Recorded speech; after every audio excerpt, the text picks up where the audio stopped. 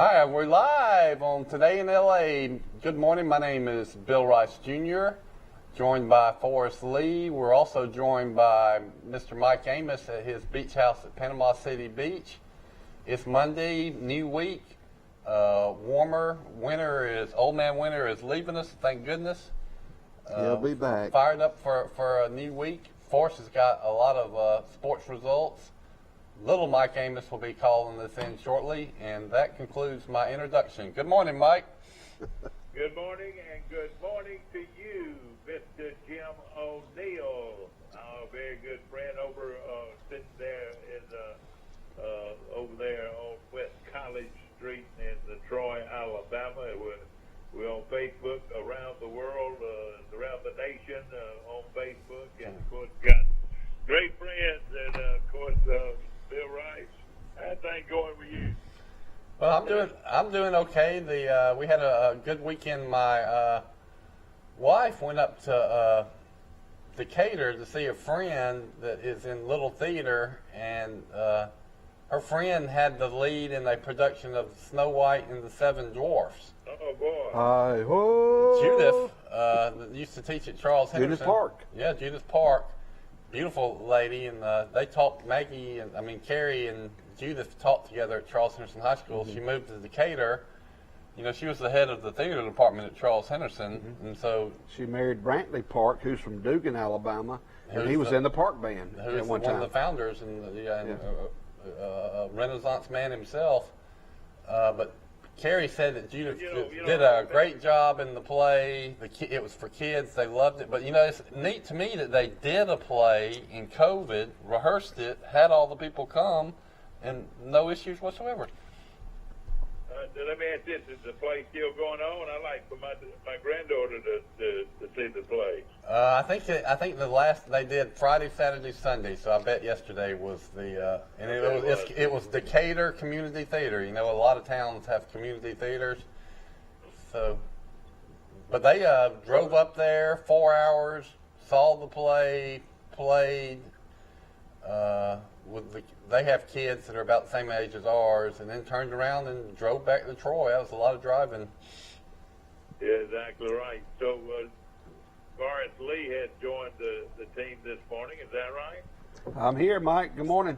How you doing, my good buddy? Great. And of course, give us a little sort of a little rundown on what happened this weekend. Well, the leading story, Bill, is the Lady Trojans of Troy University will be playing for the Sun Belt Conference Championship today at 1 o'clock in Pensacola versus the Ragin' Cajuns of Louisiana Lafayette. Tell everybody what the stakes are. Automatic seed to the NCAA Women's National Championship. Well, Go Trojans. And the men went 1-1. The men won the first game, lost the second. I think Mike's calling in. But a great day to be a Trojan every day of the week. Hold on. And we got a second caller. I think this is Mike Amos joining us. Tell us where you're calling from, sir. Beautiful Great Beach, Florida. Where all the spring breakers. The sun, I can see the sun coming up over the beautiful waves and beautiful Gulf of Mexico. Yeah, the water down here is at an A+ level. It's like pristine, crystal clear. I feel like being right now. Well, I tell you, it is beautiful, it is. And of course, Forrest is telling us what went on this weekend. I know this, that Troy lost to a team for 5 times in a row this year. That's got to be unprecedented. It's wonder we didn't get top headlines on a team that got beat 5 times during the regular season. Who was the team we lost to 5 times? Coastal Carolina. Yeah. What happened, Mike? That's got to be an NCAA record, I would think, to lose 5 times to the same team in a season in basketball. I don't know how that ever happened. Yeah, that probably is. Now, just because you have no teams ever played the same team 5 times, you could play, I would say, 4 times. Cliff Ellis has coached basketball for 75 years. Not 75 years, but he's 75 years old. I imagine he's never beaten a team 5 times in a row in a season. I want to say, We'll call it this morning and say this is Troy looking for a sixth Well, straight loss. We whooped.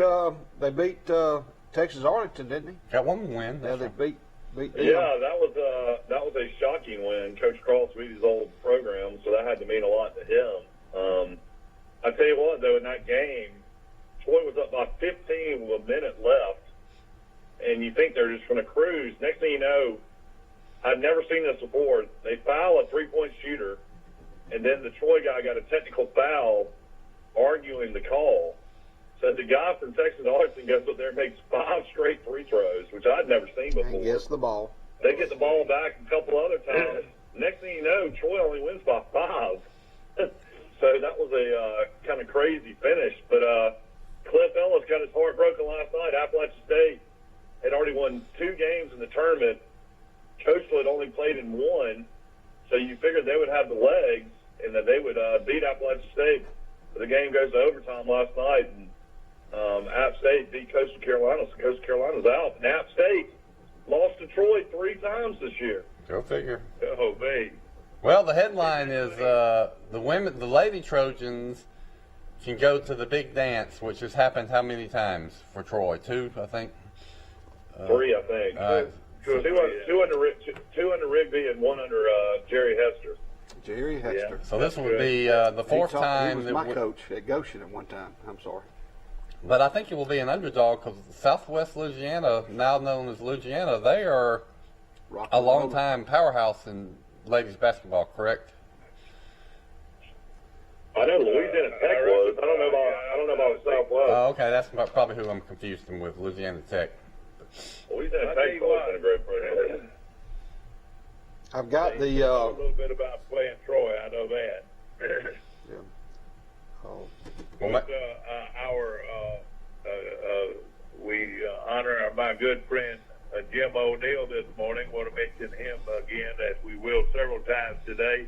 Over 40 years teaching math at Troy University. If you know Jim, get on the phone with him and say, "Hey, today is your day." On Troy Gable today in LA. Oh, what All a right, Forrest, continue to tell us about what went on in Troy land this weekend. well, I've got some of it, and since we're still talking about Troy University, you know, the baseball team lost 3 straight to Southeastern Louisiana, Whoa! and I I've got hear those that. scores written down over there, Bill. I think it was.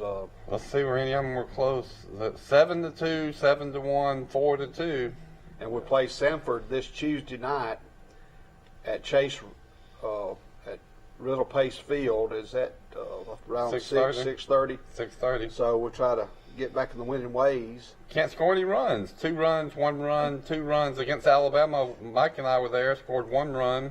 Well, you know, let me tell you, I've been watching Troy for years. I don't know if anybody's watched them any closer than I have for years. And you can tell it doesn't have a lot of excitement in their lineup. You know, you and I saw them play Alabama, and Alabama just ripped them. They scored 7 runs in the 3rd inning. And they ripped Troy. I'm going to say it over and over again to let them hear. Yeah. So right now, Troy is on a 4-game losing streak, and like you said, Basically, they can't win on the road. Yeah. Well, did they play at Tulane this weekend? Or no, I think Tulane comes to Troy. we host Tulane. Stanford tonight. Yeah. Right, we play But you know, Stanford tonight. the road factor shouldn't be a factor at all because, I mean, there's only 15% capacity at these stadiums. I mean, so there's not a lot of crowd noise or energy in the stadium. And you know, we saw in SEC basketball this year that the playing on the road was not the big deal it usually is. Yeah. It's not like Southeast Louisiana's a powerhouse either. Yeah, the next 12 games, we play 11 of the games at home. The next 12 games, Troy men's baseball play 11 out of 12 at Riddle Pace Field. And on March the 24th, we travel to Montgomery to play Alabama State. And well, baseball's a streaky sport. You can look really bad and have losing streaks, and then turn it around and have winning streaks. So. They started this last year though. They went 8-1 to start the season, and then when the season ended, even though it ended shortly, they were 9-8. So they did the same thing last year. They started 7-1 this year. Now they're 7-5. Yeah. Well, the lady. Let me throw something out and tell you that. Auburn Tigers, I want you to hear this. This is unbelievable. Auburn Tigers with 2 outs in the 9th inning. They were leading Boston College, not a big name in baseball. Boston College 9-1. Boston College scored 8 runs, did it into extra innings, and beat Auburn 11-9. Oh my gosh. Can you believe that? No. Auburn gave up 8 10 runs. Well, total of 10 runs, but 8 in the last inning with 2 men out. 2 men out? They scored all those runs? Can you believe that? That's one for Ripley's. I know it, Mike. What do you think about that? Well, I feel like Tim Hudson might need to be fired as the pitching coach. Well, I tell you what, don't you know those Auburn fans, you and I have been over there many times to watch Troy play, and then for a team like Boston College, and nobody would give Boston College much of a chance against Auburn in baseball, and they scored 8 unanswered runs with 2 outs in the. Well, that had to be on Sports Center. Is that where you saw that? That's where I saw it. Golly. That was unreal, wasn't Mm-hmm. it? Good to happen to a better bunch of folks. Auburn decided they wouldn't play Troy again this year, so hey, I like it. See Boston College come in there and beat them. I saw a Boston College football team come in and beat Alabama one time with a quarterback named Doug Flutie, and that's right. And they said, "Oh, all this hype about Flutie, it was true."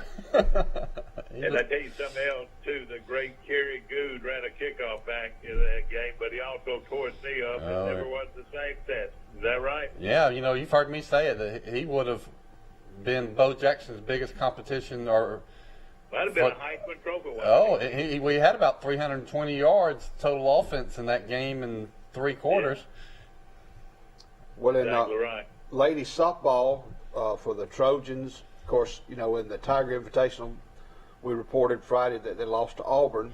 Then they rebounded. The Trojans did. They beat Southeastern Louisiana in a doubleheader, 9-6, and 9-6 on Friday. Then Saturday in a doubleheader, they won the first game over Southern Miss 5-4, and they lost the second game 4-3. Okay. Oh boy! They resumed play. I had to look at their schedule real quick, but they play Auburn. They play Auburn next in Troy. In Troy. Is that Wednesday night? March the 10th at 6 p.m. Yeah, that's March. Wednesday. All right, give me that date again. March the 10th. That'll be Wednesday night at 6 p.m. Hey, All right, I'm gonna watch that game. Michael, how many spring breakers y'all have down there? Any yet? Woo-hoo. Oh yeah, we got a lot. It's gotten pretty packed down here. You got Michigan, and I've seen Ohio, Arkansas, Georgia, a little bit of everything right now. I did. I was Mike. I ate Coconuts, a new restaurant right down the street from us, and I thought the food was really good. And some guys I just happened to start talking to because I wanted to see what kind of omelets they were getting. They were from Michigan, and they were down to play a little golf. It was 4 of them, and they were there strictly to play golf and have a big time. Cool. Yeah, I'm so surprised that Mike Amos would strike up a conversation with a stranger. I have found out that that's the only way you can ever know. That's right. Talk I'm to telling people. all of you folks Yeah. out there. I know. The only That's way how I you do ever it. know is to say, hey, where you from? Oh, good. Well, in Southeastern All right, Conference all right, basketball, we got more to talk about, I'm sure. yeah, in Southeastern Conference women's basketball, South Carolina defeated Georgia 67-62 to win the SEC, and Alabama will play the winner of Kentucky and Mississippi State. That will be on ESPN In the men. on Friday. That conference tournament starts Wednesday. Game 1, Vanderbilt versus Texas A&M. In Nashville, downtown Nashville. I've been to that arena. Then Thursday, Game 2, Kentucky versus Mississippi State. Game 3, Florida versus the winner of Vanderbilt and Texas A&M. And also on Thursday, Missouri versus Georgia. And the last game is Ole Miss versus South Carolina. Did you say Missouri or did you say Missouri? Both. I just did. Missouri. Missouri. You hear both? I say Missouri, but I got a trivia question. What's the correct pronunciation of the capital of Kentucky? Well, is it Louisville or Lexington? It's Lexington. That's a trick question. Lexington. It's Frankfurt. Frankfurt. Oh, okay. Oh, okay. I'm just joking. I tell you what, Alabama does not want to play Kentucky in that second round game. That's going to be a tough matchup if they play Kentucky in Nashville. You know, talking about They're beating. playing good right now. Yeah, they're playing a lot better, but Kentucky. I don't know how many fans will let. I'd say the majority will be Kentucky fans, even though they're having a poor season. Well, I tell you that Alabama Dangerous. has probably never beaten Kentucky basketball 3 times in a year, which is what they would have to do. But you know what? You were talking about Troy losing 5 times to Coastal Carolina. Mike, you can check this. You're a whiz at checking things quickly. I want to say that in Buck Johnson's junior or senior year, Alabama lost to Kentucky 4 times in 1 year. They lost twice in the regular season, once in the SEC tournament, and probably met them again in the NCAA tournament. I'm not sure about that. I know they lost. Yeah.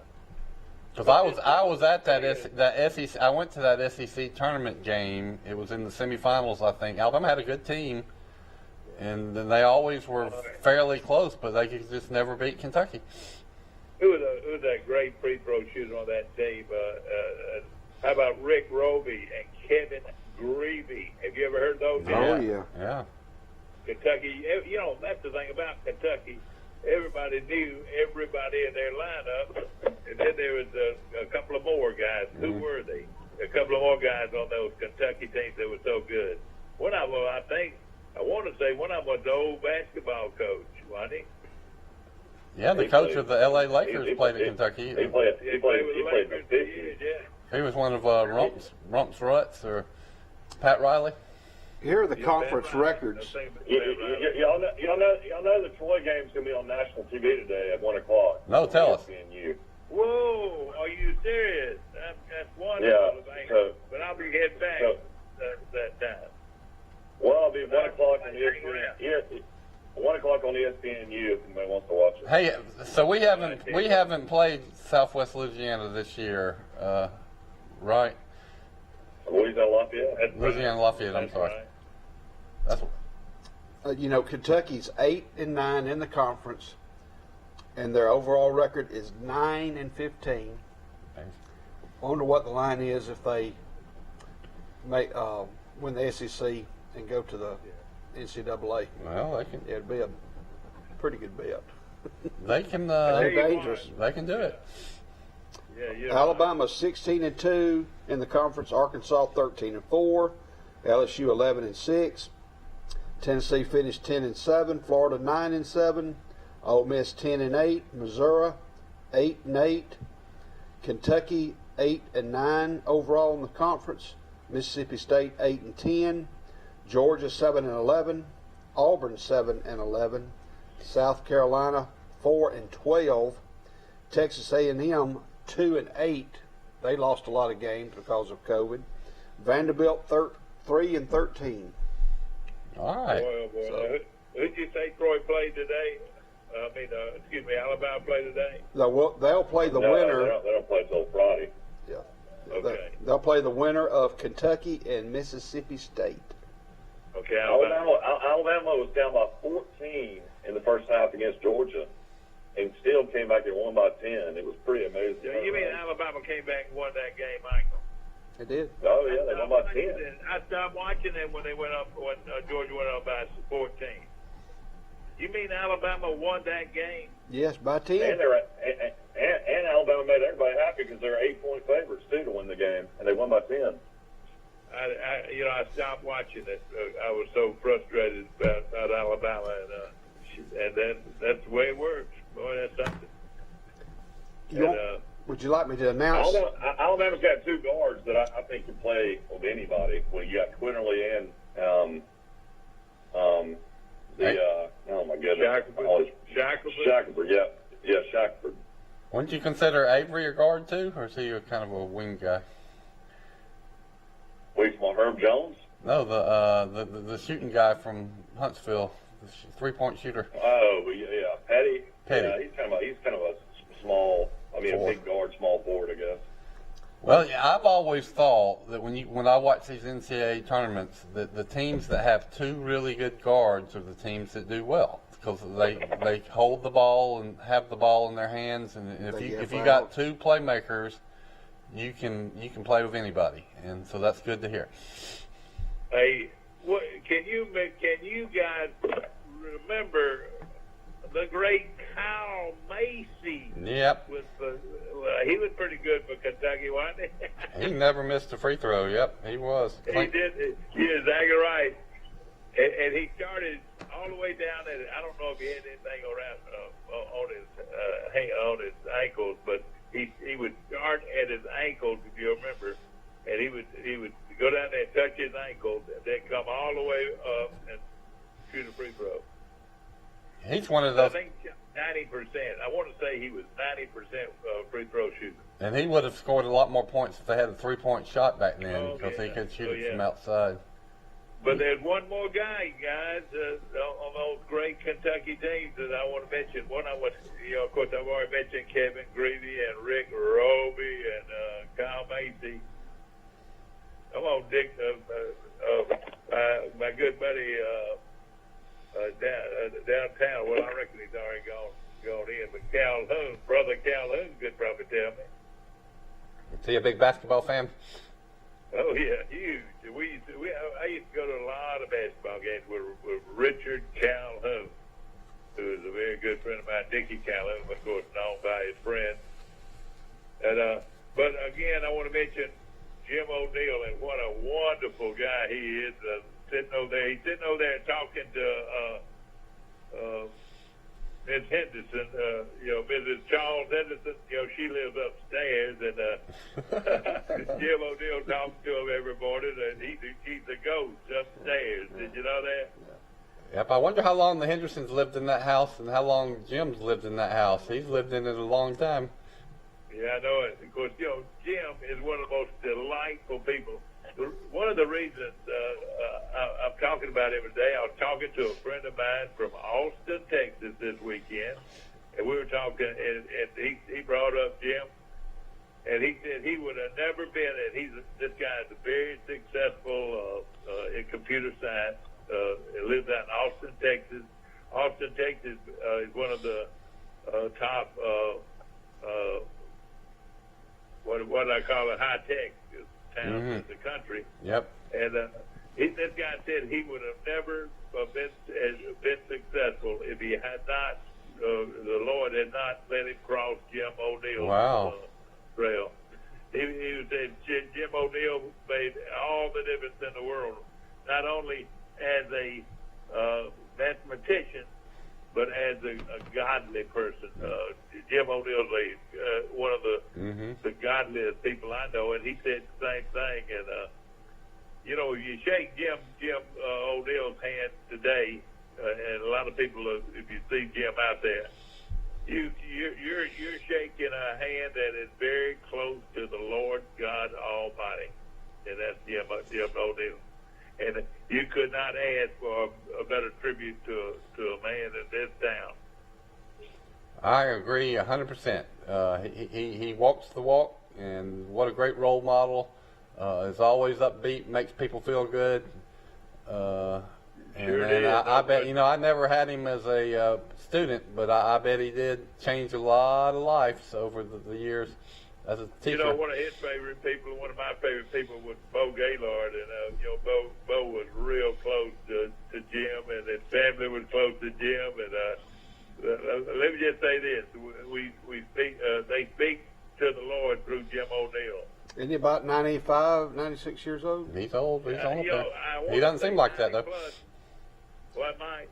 Well, however old he is, he's a young. I mean, he's still. I think he's 95. I'm pulling up an article when he celebrated the Heart Walk in February of 2019. He was 94 then, so he's 95. 94 then. Yeah, he's 95 years old. He's 95.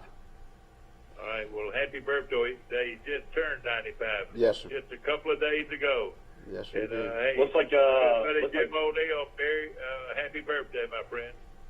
looks like Kansas football is going to be looking for a new coach. Les Miles has now been placed on administrative leave at Kansas due to his conduct when he was at LSU several years ago. He was apparently involved with some students while he was at LSU. So that career looks like it's coming to an end. You know, they were looking for a chance to get rid of him. I'm telling you, he is. I have not talked to our football coach any about his short stay at Kansas, but this guy, he's not walking to the same drummer as we are. That clap always got me of how he claps. No, and Oh yeah, exactly. I think it's kind of fishy though that Kansas would suspend him for something that happened 7 years ago at LSU. Is that legally okay? And Well, I think when it comes to B and you find out about what happened, allegedly there was he paid somebody off. You know, he made a cash settlement with this student because of an alleged misconduct, and that's part of the story. Okay. And, you know, not just one.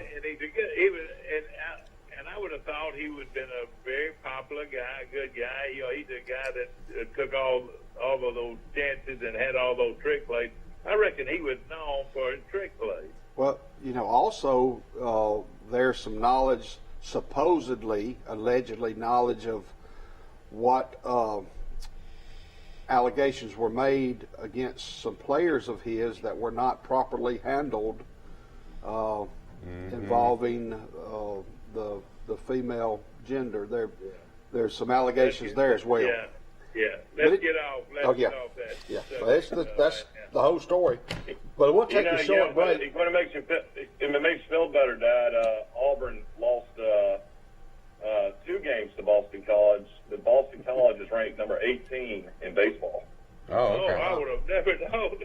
You know, they haven't been able to practice, or anything Indoor. because of the weather. Indoor facilities.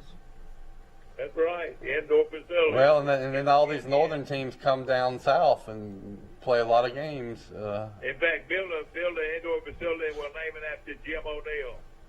Jim You know, O'Neill every Indoor Rec Center.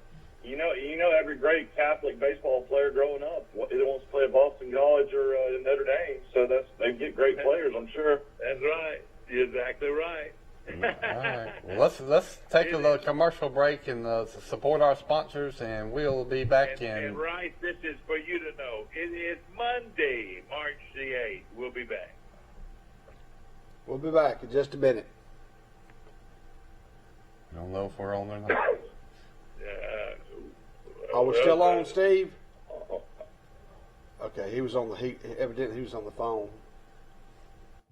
At the Piggly Wiggly, we proudly support our local farmers and bring you the best they have to offer, all at cost plus 10%. When you shop local, you reinvest in your community. Remember, buy local, shop local. Piggly Wiggly, local since forever. Our history is woven with the stories of those we serve. At Max, we've been a good community partner for 65 years. Max is dedicated to providing dependable financial services and to supporting our communities. We volunteer our time and share our resources. As a credit union, we've returned millions of dollars back to our members, local nonprofits, and small businesses. Max is honored to be a part of your story. We look forward to serving you for years to come. Sandy. I'm right here. Come on in. Debbie, I'm right here. Oh, Miss Mary, I'm right here. I'm right here. Since 1969, we've been right here because at Troy Regional Medical Center, we take these words to heart. I'm right here. Thank you. Remarkable people, remarkable care. Here at Bill Jackson Chevrolet in Troy, we've been doing business the right way for 31 years. But don't take our word for it. We feel our customers express it the best. Been honest in everything we've discussed with them. When they said Jackson satisfaction, they really mean it. The Jackson satisfaction is real. It's a cluster. Welcome back, ladies and gentlemen. We're on Today in L.A. I'm Forrest Lee. This is Bill Rice. And on the phone, we hope we have Michael and Mike calling in from the great state of Florida. And welcome to our show. You got me. It's beautiful down here. I've got the high school basketball results, all the finals, if you want those. I want to hear it. These are the state champions, right? State champions of Alabama. First for the girls, in 1A, Skyline near Scottsboro defeated Marion County 54-41. In 2A, Pixta girls defeated Hatton 64-38. In 3A, Prattville. Wait a minute, time out. Somebody's got a background noise. That might be Michael. I'm not sure. Michael, get off the background. Want you to be here. But Michael, we can hear every word you're making. But anyway, in 3A, basketball for the girls, Prattville Christian. Go over 2A, and I'll leave you alone. All right, let's start over. In 1A basketball for girls, Skyline 54, Marion County 41. In 2A, Pixta is your champion. They defeated Hatton 64-38. In 3A basketball, Prattville Christian 62, Sylvania 55. In 4A, girls basketball or this is girls. This is girls. Okay. In 4A basketball, Rogers of Lauderdale defeated Anniston 48-37. In 5A, Carver of Birmingham 78, May Jemison 69. 6A, Hazel Green 49, Carver of Montgomery 41, and 7A women, Hoover 61, Hewitt Trussville 37. For the boys, in 1A, Otogoville 38, Bell Green of Russellville, Alabama 35. So Otogoville is your winner.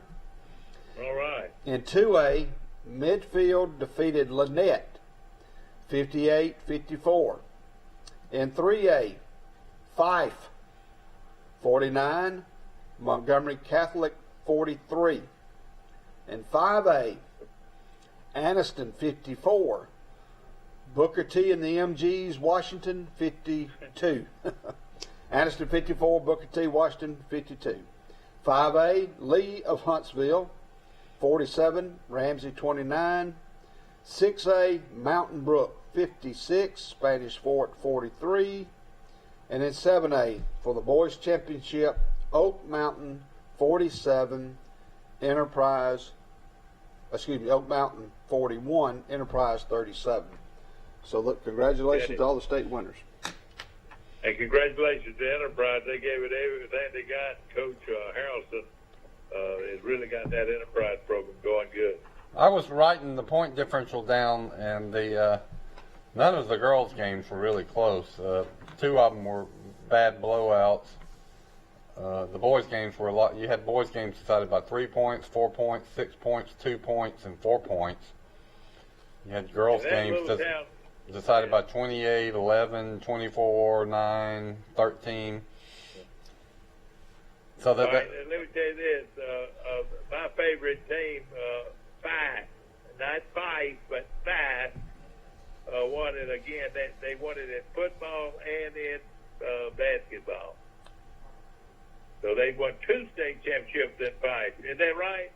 I would believe that. Well, I've been charting that because Pike Liberal Arts is the reigning state champs in all three boys sports. That is I can tell you that is very rare for the same school to win 2 state championships in the same year. I'm thinking that's right. In Fife, they're up there on Sand Mountain, and they really play their basketball up there. I'm looking it up. In the public school league, the only school that's ever won all 3 in the same calendar year is Madison Academy, and there's been 2 in the AISA that did it. Edgewood and Nate Jemison blew out Charles Henderson, and then they got beat by 10 by Carver Birmingham. So both of those teams must have been really good. Yeah. Let me tell you a little bit about Madison Academy. I feel pretty close to it because a good friend of mine is the coach at Madison Academy. Do you know who that is, Mike? Yeah, it's oh goodness, Bobby Godsey. Yeah, Bobby Godsey. Yeah, your memory's better than mine today. Former Troy quarterback behind.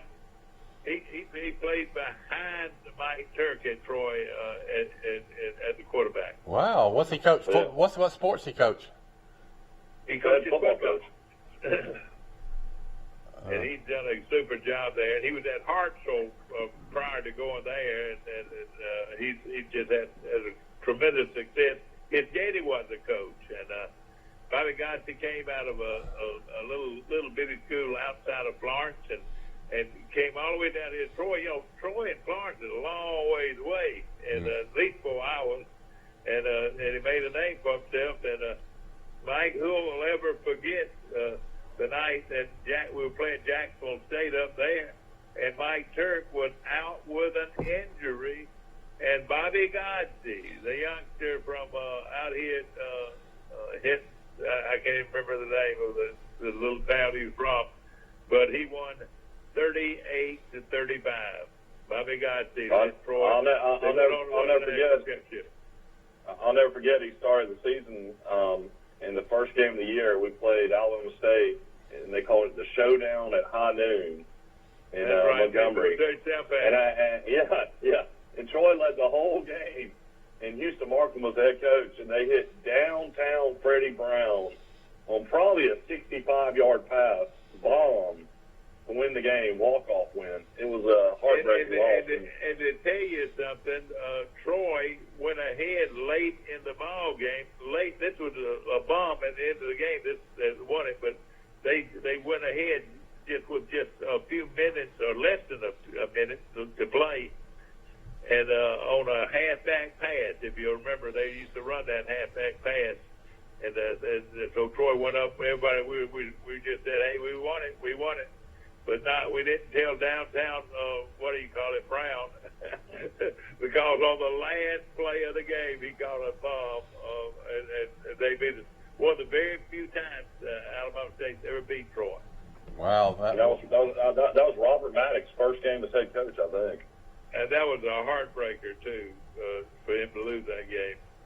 But Robert Maddox was a good coach, and I think people need to respect Robert and the job he did at Troy. I think he's retired now. After Rick Rhodes and Chad Gailey, you got to be pretty good, don't you? Well, and he was also a great key assistant coach for a long time on those staffs. So don't ever forget that. You ought to probably put Maddox in the Hall of Fame.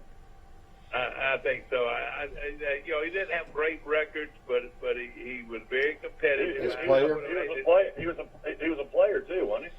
Yes. Oh yeah, he played at Troy. His defensive back, and I tell you, he always had to fight his temper. He always used to say, "Man, Mike, if I could just fight this temper." I think he did. Doesn't he have like 5 daughters? He's got a bunch of daughters. Had 5 daughters. He's retired now, at least. He did. And again, he was another guy, a godly man. The worst thing you could do back in the heydays of Chan Gailey, Rick Rhodes, and Robert Maddox was you never, ever heard a curse word on the practice field. Yeah. You just did not hear it. It was the worst thing you could do. Is that right, Mike? I think that's definitely true. You could have brought your family. You can't do it now. but you could have brought your family and set them down at midfield of the Troy practice field, and you would never hear a curse word made. Robert, it was kind of the same way when you had Wayne Bolt and Kurt Grant out there. Robert is 66 years old. Oh, God.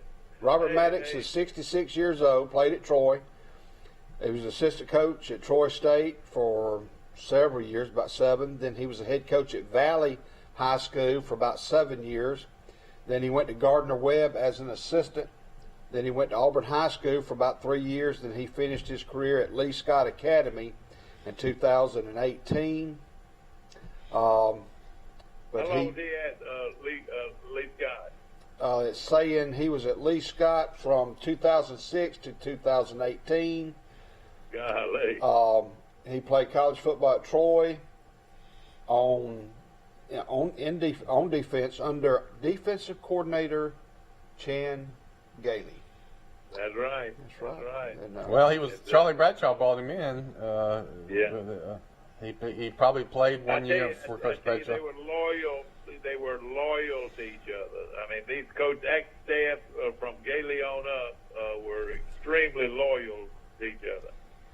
Right. He had to follow. I mean, who was even else a candidate when Rhodes left after winning the national championship and going to Southern Illinois? Who was even the other candidate to get the job other than Maddox? You had to be involved, Dad. Would it be? You had to be involved in the coaching search. Was Jim Tompkins part of it? I would have thought Jay Jeffcoat would have at least got mentioned, you know. And you know what? The First Baptist Church had a lot to do who was the winner there. It seemed like they were one of them. Were deacons. I'm talking about deacons in the First Baptist Church from Gailey on down, you know. And I'm sure Doug Hawkins had a lot of sway in who was named, and he went to First Baptist Church. That's exactly right. Now you know the rest of the story. And I know this, that he had a lot to do with Chan Gailey getting the job over after Coach Bradshaw left, and hey, he said, hey, told our chancellor, say we need to hire that guy, young Gailey guy, and they did, and the rest is history. Sure is. Great hire. In 2 years, he won a national championship. No, his first year at Valley High, he went 12-2 and went to the 4th round of the playoffs. That was his alma mater, Valley High School. He finished with a 62-46 record there and 4 region championships. That's good. Then he went to Gardner-Webb as an assistant coach, but returned to Alabama as head coach at Auburn High School. Then he led them to 3 consecutive playoff appearances, and he left to become the head coach at Lee Scott Academy, and he retired from there. Well, he got more than 20 years in with the state of Alabama. You know what he did? He raised those girls there at that school, and all I played girls basketball was big at that school, and all of his girls were star basketball players. He was a nice guy, and he was around Troy for a long time. And he could hit a softball for a mile. I've seen him play many a softball game. Let me tell you what loyalty was. All right, Mike, tell me how many years Chan Gailey, how many years that Mike Turk was at Troy? How many years? I mean, Turk was assistant coach probably for about 12, 13 years before he went home. Yeah. I mean, he played at Troy, and then he coached at Troy forever, and then he became the head coach at Huntington. And now you know the rest of the story. Huntington's been a good gig for him. Chan Gailey, Jay Jeffcoat was there a long time. Robert Maddox was there a long time. They just didn't switch coaches. And Coach Willie Slater might have been the best coach of them all, Mike. Mike was at Troy University. He won more games than them all. Yeah, Mike was at Troy University. Mike Turk was there from 91 to 2003 as an assistant at Troy State.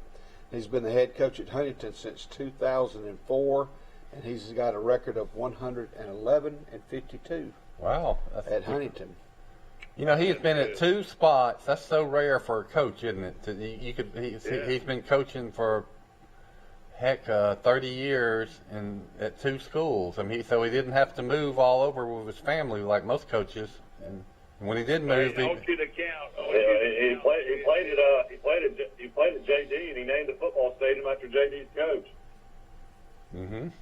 That was his old coach. Yeah. That's the Huntington Stadium's named after him. Here's some. After who? Charles Lee. Oh yeah, sure it is. He was his coach at Jeff Davis. You're right. Mike Turk, Gulf South Conference Freshman of the Year.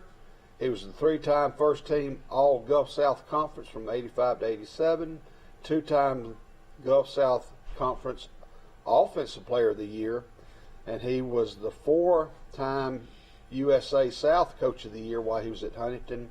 He's in the Troy Sports Hall of Fame and the Division II Sports Hall of Fame.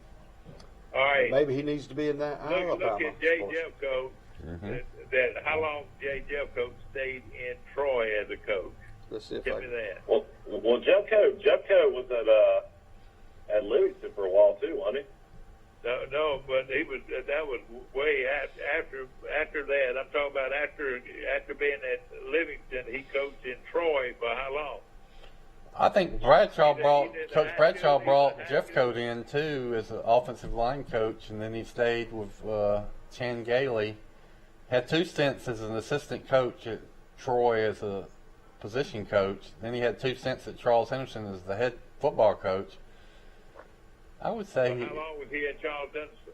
About 10 years total, or 9, and then probably he was an assistant coach probably about 6 years. So I would say about 15 years would be my guess is total in Troy. See, we talk about loyalty, coaching loyalty.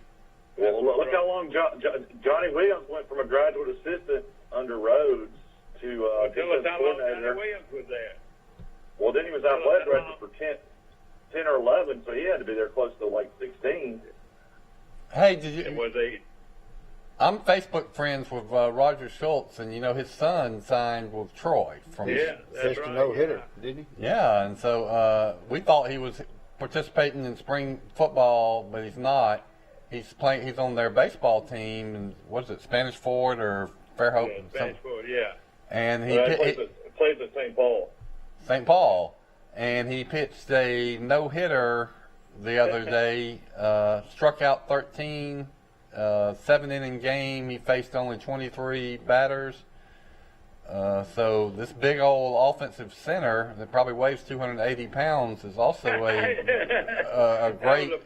That's a big guy, wasn't it? I mean, you don't see very many 6'3", 280-pound pitchers, but he is one. No question. Johnny Williams. We're talking about Johnny Williams. Johnny Williams was all-conference football, UNA, and all-conference baseball. He sure was. What did he play in baseball? Big guy too. Probably pitcher. He was a great pitcher. Played at Florence in North Alabama. And, those were good. You know, you talk about Jacksonville State, Troy State, Florence State, Livingston State. Those were all good programs over the years. They were really good programs. Mm-hmm. That was a great conference. It really hurt, especially the Troy basketball team and maybe the baseball team when they went Division I. We didn't have these rivalries and familiar teams. That's right. And so I've always thought that Coach Maestri, sticking it out and playing in these obscure conferences deserves a little credit for. You know what they said when they were hiring coaches? They would say, "Come to Troy and see," or players, "Come to Troy and see the world." Yep. Let's take a short break. It is now 7:50. We'll be back. Ladies and gentlemen, we'll be back in just a moment. We'd like to thank our sponsors, Premier Chrysler Dodge Jeep Ram of Troy and Troy Bank and Trust. We'll be back in just a few minutes. A personal touch, a high level of trust. Whether it's checking and savings accounts, personal or business loans, or our local friendly service. That's what Troy Bank and Trust customers expect. But now we offer more. free identity theft protection for our new and existing customers, protecting your family's time, money, and good name from identity theft. Because protecting your identity is now a big part of our identity. Hi, Sandy. I'm right here. Come on in. Baby, I'm right here. Oh, Miss Mary, I'm right here. I'm right here. Since 1969, we've been right here because at Troy Regional Medical Center, we take these words to heart. I'm right here. Thank you. Remarkable people, remarkable care. Trojan Auto Parts of Troy, home of Napa Know-How. Stop by and see owners Mike and Melissa Kilcrease and their Napa Know-How team with over 100 years of combined experience. We're the only locally owned parts store in Pike County, and we're fully stocked and ready to serve you. We pride ourselves on being your go-to parts store, not only for the simple items, but we specialize in those hard-to-find items as well. Trojan Auto Parts, the right part at the right price at the right time. Napa, a name you've trusted here in Troy since 1945. Troy Cable Security Wi-Fi doorbell camera allows you to answer the door from your smartphone when you are at home, at work, or on the go. When a visitor presses the button, Troy Cable Security sends a live video feed to your smartphone so you can see, hear, and speak to the person at your door. With the doorbell camera, you can have your porch light turn on automatically when it detects motion at night to create the appearance that someone is at home. You can view video clips so you can always know who stopped by when you are out. Troy Cable Security. You love them, protect them. Hey. All right, we're back on the air, and we were talking a little golf. I didn't watch the tournament yesterday and didn't know who won, but it looks like DeChambeau, who was leading it going into the third round, held on and got another win. I'll tell you something about him. I want to say he was all pars. He shot all pars against the great Englishman, and he won by a stroke. I saw. Yeah, Lee Wattswood played great. One day he had the wind to his back or something, and he hit a drive over the water like 340 yards in the air. In the air, instead of going to the right. It was unbelievable, and they went nuts. Over 370 yards. He hit one yesterday over 370 yards. But that's like teeing over the Atlantic Ocean. He's quite a story. Is the Players' Championship this week? Yes, sir. That is. We're right. If we got in the car right, we could drive down there and just walk up and pay our ticket. You'd be the guy. They're letting fans in this one, huh? Yeah, I think so. Oh, yeah. They had at least 15,000 there yesterday. Florida's different. There were a lot of people worried about all the crazy spring breakers coming down, but I don't think Alabama and Auburn even have spring break this year. They took it off the calendar. I might be wrong on that. Now Troy does. They celebrated this week. Troy's on spring break this week, and you know what? I did get my final results about the ATOs and their walk. Did y'all hear anything about it? No, that'll be Wednesday. That final number will come in probably Wednesday or Thursday. Oh, when did it actually start? Oh, they've already started last Friday, but they'll arrive down there on Wednesday. I know, but are they already? I was thinking that they were through, and I could have gone to see them yesterday. No, so they will finish on Wednesday at Pier Park. They've done most of the walking so far. The chancellor of the Troy University system will be there. Is that right? I would imagine.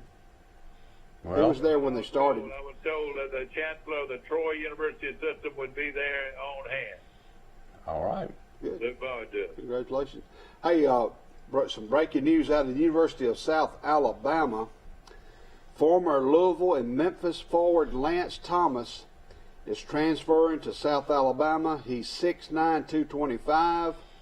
Also, Troy get a guy like that. And they're getting Deontay Smith from TCU. South Alabama's getting guards Tyrell Turbo Jones from Auburn. And South Alabama's getting Charles Manning from LSU for next year. South Alabama basketball. In basketball, Yeah, it doesn't even matter recruiting high school players. It's just how you recruit the college players that If you transfer. can keep who you got. And Mike, What do you do if you're Coach Cross? I mean, you won 9 games your first season, you won 11 your second. I mean, I don't even see how you can even get to 500 next year. I mean, it's going to be really, really tough to turn this around at Troy. I don't know if you go the transfer route. He brought in 2 junior college guys this year out of Texas, and neither one of them contributed. I feel like you got to go your transfer route if you got any chance of winning. That's what everybody else is doing. Look, South just picked up 4. And find a guard that can shoot the basketball. And that other day they had a guy that hit 6 3-pointers. And but Mike, they don't really have a consistent long distance shooter. He had 6 3-pointers, and the next game he hit 0. So that's really. I mean, it's one of those things that Troy, though, Coach Cunningham, I guess his first 2 years struggled like this, and then he got Wesley Person Jr., and then he got Jordan Bernardo, the great player out of Tennessee, and he turned it around. Troy's now had 4 straight losing seasons in basketball. It is just difficult to win. Well, let me just say this, Coach Cross. Coach Cross, let me tell you this. We love you, but you got to win for us to be happy. He knows that. But I'll tell you, though, that they have a young team. I mean, normally when you got a young team, and they're a lot better the next year. So, although one of those young players has already transferred, so transfers just change everything. Where'd he go, Mike? Do you know? I mean, we don't know yet. Just transferred out. I mean, the guy averaged 11 points a game, but he averaged 38 points a game in high school. You would have to think UAB. You would have to think UAB and Andy Kennedy would probably be interested in him. I would think. You would think that kid averaged higher than anybody, maybe in Alabama State basketball history, 38 points a game. That's pretty darn good. They're going to have to start enforcing this rule where you got to sit out a year if you transfer more often. Or it's just getting ridiculous, in my opinion, the transfers in basketball. I mean, look at Alabama. Alabama's Winterly, the great player at Alabama, he had to sit out last year. Yeah. There's no rhyme or reason to why they let some people play immediately and some have to sit out. But Alabama's team is just full of transfers, although they do have 3 seniors that stayed all 4 years, which is incredibly rare. Winterly played at Villanova. They got somebody from Yale or... About baseball, local baseball this past weekend. Well, the last game of the Terry Sykes tournament, Charles Henderson defeated Robert E. Lee 19-9. Oh, that's good. I don't have the results from all of those games. I'll try to get those from Jennifer Sykes this weekend. But they finished 1 and 2. They won only 1 game out of 3. Yeah. I know they lost a close one to Ayrton, like 4-2. Prattville beat them like 12-1, and they won their last game against Robert E. Lee 19-9. But I'll try to get the results of all of them. But they host Brantley today. Brantley's usually a 1A power. They're going to play a JV game and a varsity game. The first game, I believe, is going to be at 4:30 at Hogan's Hove on the campus of Charles Henderson. I don't have the results of the Pike Liberal Arts softball and baseball border wars that was hosted by Glenwood. No, we need to get that because Glenwood is good. Glenwood's got a good team. But it's. Well, I tell you, I'm going to go see Brantley because I want to see that young Kilcrease boy. I bet he pitches for Brantley. The quarterback, yes, sir. But Brantley traditionally has a good softball team and a good baseball team, and a good basketball team and a good football team. So, I think about Brantley that I like. All the kids play just about every sport. They play different things. They really do. They don't just go to one sport. They like playing all of them. And at a small school, that's what happens. Just like at Pike Liberal Arts. I counted up the ones that there are 58 Pike Liberal Arts current students that have at least one state championship There's 4 that have got 3 that played on 3 different state championship teams. That's all 3 sports now. And then there are a dozen that were played on 2 state championship teams in different sports. So that's well, yeah. Did you? You know, I'd like to see in Pike Liberal Arts. You know, we keep on talking about possibly playing a public school schedule, being private school. They'd play B2A at least. So they would play against Arrington. They'd play against GW Long. I mean, there's no doubt right now. Pike Liberal Arts, the team they have, could play with the state championship in 2A. What do you think? Let me just tell you this. We'll never know. 3 or 4 really competitive teams that Pike Liberal Arts plays during the baseball season.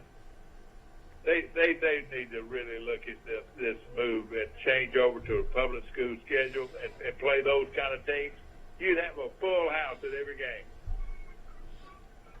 You probably have a full house anyway. If that means anything, if that means Oh, anything. you could, in baseball especially, you could have an awesome schedule because you could play bigger schools and can be competitive with them. You're right. If Pike Liberal Arts was in Pike Liberal Arts was in 2A in public school baseball right now, they would have a good chance to win the state championship right now. Yeah.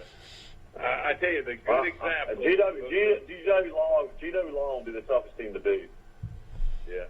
But and then I would tell you, you would call it Pike Academy, and Pike Academy would be like Montgomery Academy is in sports, and like Madison County Academy is in sports. I mean, it would have a tradition of good teams every year. I got no doubt they could.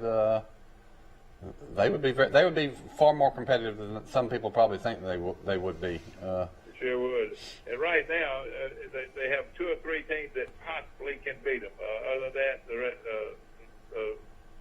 just easy, too easy to even pick. Well, then the other thing is you raise your bar when you go up in classification. It's like when Troy went Division I and people said, "Oh, they'll never win," but well, they did. Exactly. You know, they won in all sports. You get better. Well, and I'm gonna tell you this: you'll have more student involvement. You know, when you start playing big teams that are like academies that you could recruit athletes. You would say I could see Pike in baseball playing Trinity, Montgomery Academy, St. James. You know. They'd wear him out. Listen, they've got a pitcher. They got this kid that pitches from is almost unhittable. Now here's their baseball schedule where they have to travel in Elmore County, Abbeville, Cecil, Smith Station. Oh, they're going to a tournament in Panama City. Bessemer Academy, that's Birmingham. They're going to play a tournament in Pensacola, Montgomery, Auburn. They play Tuscaloosa. You know, they have to travel sometimes to Selma, the other side of Selma, Morgan, and so they Monroe. Would do less travel probably. And Providence Christian, when they moved from the AISA to the Alabama High School Athletic Association, one of the factors